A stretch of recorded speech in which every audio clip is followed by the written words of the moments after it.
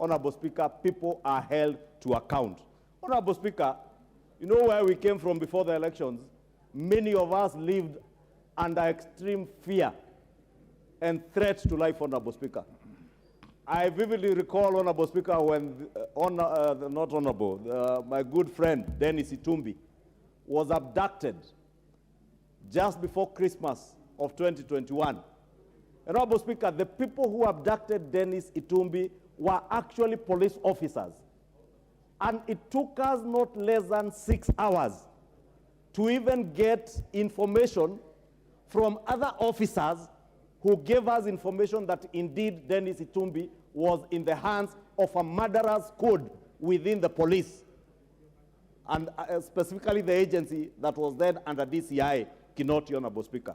Therefore, Honorable Speaker, I'm only saying this committee should do this country a great honor in recommending that we institute a commission of inquiry such that, Honorable Speaker, it will be known the families of hundreds of Kenyans who have disappeared and they have never seen their bodies.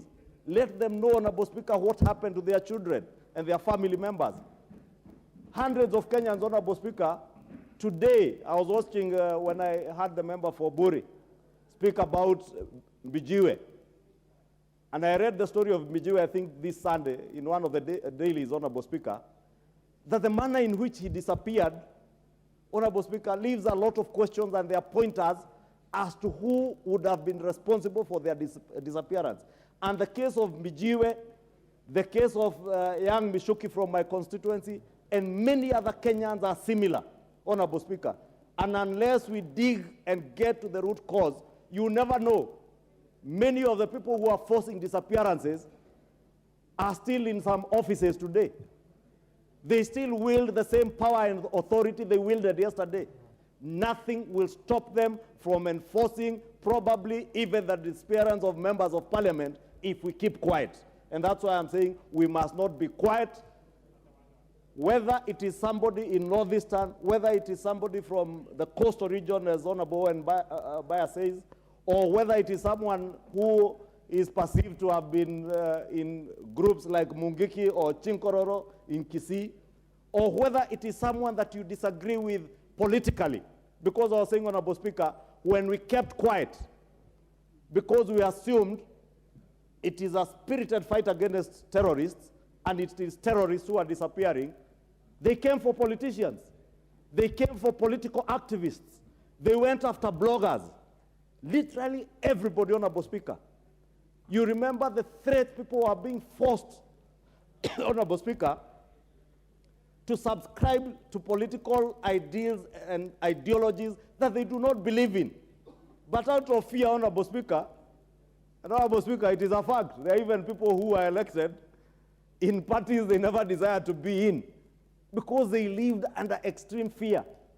They were not like Kimani Ichung'wa, who had the audacity to challenge people and tell them that the worst they can do. And I have said it, Honorable Speaker, I said it in an interview in one of the media houses, Honorable Speaker, in a recorded interview. And that particular media house, because of bias, and I have seen the attack they have leveled against my compatriot, the Honorable Aaron Cheruiyot, when he speaks about a biased media and cartels in the media houses, because they exist. And nobody is fighting media. We all want a free and objective media. And there is absolutely nothing wrong, Honorable Speaker, with even the media being biased. The media can be biased, but just be kind enough and tell Kenyans where you stand and what political leanings you subscribe to. It is not a secret, Honorable Speaker, that in America everybody knew that Fox News was with the Republicans and was supporting the former President Donald Trump. Many people knew CNN was supporting the Democrats, Honorable Speaker. So that you give Kenyans the latitude of choice to know, if I switch to this station, I will not be influenced by a media that pretends to be objective, but they are very subjective and biased. I was saying, Honorable Speaker, because I said in one of the media stations, in an interview, that at one point the commander-in-chief called me and threatened me.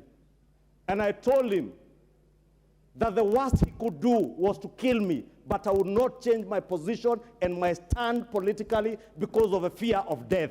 And I would never change my position on what I truly believe in, Honorable Speaker. And I say it here because those media houses, because they are biased, they could not even carry that interview. The entire interview, Honorable Speaker, was cancelled. And therefore, Honorable Speaker, let us not be fearful. Let us stand up for what is right and just. Life is sacred. Life is God-given, and no man has authority and power, however powerful they think they are, to take away another man's life, as happened, especially in the last 4 years, Honorable Speaker. It is sad, and we must never see our country degenerate again to the level it degenerated under the handshake regime of